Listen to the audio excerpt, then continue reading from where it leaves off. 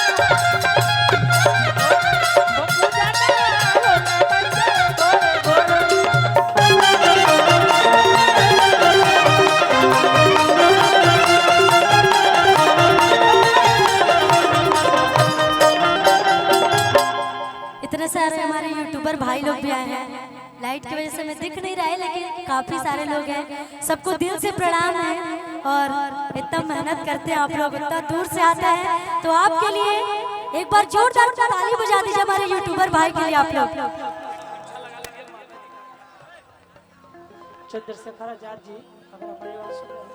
चूँकि समय बहुत कम है और कहना भैया कैसे कि ओहे बोलो मैया दूधावा आइबो, ओहे बोलो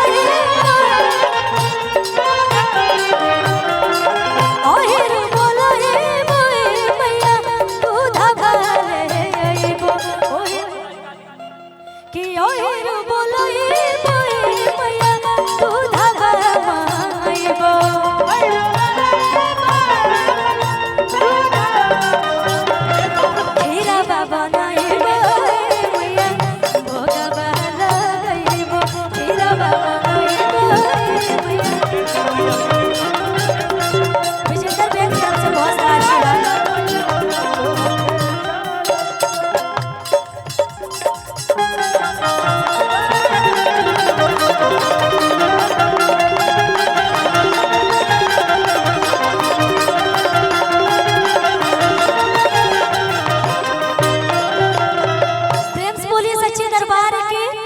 समय बहुत कम है, तो हम चाहेंगे हमारे बीच बहुत बड़े बड़े बहुत अच्छे अच्छे कलाकार भी आए हुए हैं।